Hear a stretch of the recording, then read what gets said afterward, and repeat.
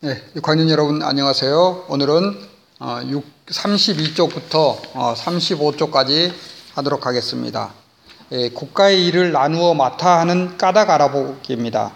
국가의 일을 누가 나누어서 맡아서 한다고 그랬죠? 네, 지난번에 배웠던 국회, 또 법원, 또 정부, 이 세 기관이 일을 나누어서 하는 이유가 있습니다. 그 이유를 이제 알아보도록 하겠습니다.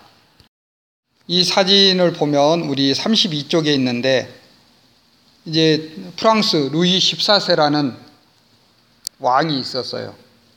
처음에 정치를 잘했죠. 하지만 영토 넓히고 경제 문화 발전시키고 또 프랑스를 유럽에서 가장 강한 국가로 만들었어요. 그렇지만 이제 왕의 마음대로 하다 보니까 전쟁을 많이 해야 되겠죠. 영토를 넓혀야 되니까. 또 나라 돈 점점 줄어들겠죠. 또 귀족들이 자신에게 대항하지 못하도록 궁전에 그대로 초대해서 즐겁게 하면서 나라 돈을 많이 낭비했어요. 그렇지만 왕에게 일을 그만두어야 한다고 말할 수 있는 사람이 없었어요. 왕은 자신의 힘을 믿고 그 누구도 말을 들으려 하지 않았습니다. 이렇게 하다 보니까 어떻게 되나요? 이 왕 혼자 모든 걸 다 결정해버리는 거죠. 왕 마음대로 하는 거죠. 그러면 신하라든지 국민들은 어때요? 어려워도 뭔가 누구한테 어려움, 불편함 이런 것들을 호소할 수가 없는 것, 그런 일이 있었던 거죠. 자, 그런 일이 벌어지지 않게 국회와 정부와 법원 이렇게 셋으로 큰 권력이 나누어져 있다라고 해서 삼권 분립이라고 합니다. 그래서 법을 만드는 일은 국회에서 하고 법에 따라서 국가 살림을 하는 것은 정부에서 하고 또 법에서 만들어 놓은 법에 따라서 재판을 하는 일은 이제 누가 해요? 법원에서 하고 있죠.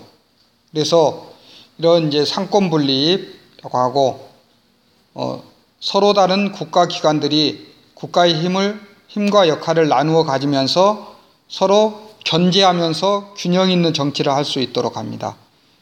그래서 뭐 하려고 하느냐? 그렇게 서로 견제하고 균형 있는 정치를 하는 이유는 뭐냐면은 국민의 자유와 권리를 보호하려고 하는 거죠. 국민의 자유와 권리를 보호하기 위한 것입니다. 그러면 어떻게 하고 있느냐 보면은 이 국회에서는 이 정부에서 세금, 국민들로부터 거둔 세금, 그걸 예산이라고 하죠. 예산과 지출을 감독해요. 또 정부에서는 국회에서 정부로 보내진 이제 법률을 만들지만은 그 법률안을 이제 정부에서 거부할 수가 있어요. 잘못 만들어진 법인 것 같으면은. 그러면 다시 국회로 보냅니다. 그러면 국회에서 다시 재의결해서 더 많은 인원 3분의 2 이상이 찬성하면 그 법률이 이제 가결되는 걸로 하죠. 그래서 이제 법률에 대한 어떤 국회에 대한 견제를 하고 있죠. 그다음 법원은 어떤 것들을 하느냐 하면은 재판에 대해서는 이 국회나 정부의 간섭을 받지 않게 돼 있어요. 그다음 국회와 정부가 이 법을 잘 지키고 있는지 감시를 합니다. 이렇게 상권 분립을 통해서 국민들의 자유와 권리를 보호하고자 하는 것입니다. 나머지는 또 교실에서 하도록 하겠습니다. 이상입니다.